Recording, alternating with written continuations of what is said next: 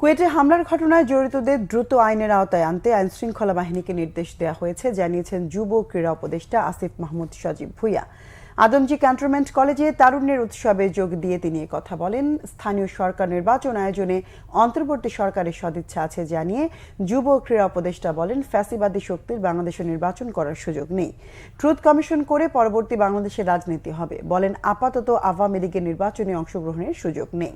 আগে তাদের বিচার করতে হবে। আওয়ামী লীগকে আদর্শিক ও রাজনৈতিকভাবে নির্মূল করতে হবে, শুধু নিষিদ্ধ নয়, নিশ্চিহ্ন করতে হবে দলটিকে।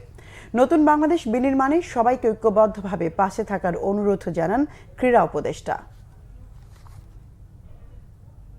বিশ্ববিদ্যালয়ে যারা প্রশাসন আছেন তাদের প্রতি আহ্বান থাকবে দ্রুত ছাত্র সংসদ নির্বাচন আয়োজন করার জন্য। আমি বিশ্বাস করি যদি ছাত্র সংসদ থাকতো, প্রকৃত নেতৃত্ব থাকতো, তাহলে কুয়েটে যে ধরনের ঘটনা ঘটেছে এ ধরনের ঘটনা ঘটতো না, এবং সামনের সময়েও এ ধরনের ঘটনা এড়িয়ে যাওয়ার জন্য ছাত্র সংসদ নির্বাচনের মাধ্যমে ছাত্রদের প্রতিনিধিদের মাধ্যমে বিশ্ববিদ্যালয় পরিচালনা করা উচিত। আমরা শুধু নিষিদ্ধ না, আমরা মনে করি যে এই ধরনের একটি ফ্যাসিবাদী দল যারা নাজিদের মতো গণহত্যা চালিয়েছে তাদের বাংলাদেশ থেকে নির্মূল করা উচিত, এবং সেটা করার জন্য শুধুমাত্র লিগ্যালি নিষিদ্ধ করা দিয়ে সমাধান নয়, অবশ্যই আইনি প্রক্রিয়ায়, বিচারিক প্রক্রিয়ায় আওয়ামী লীগকে নিষিদ্ধ করা উচিত।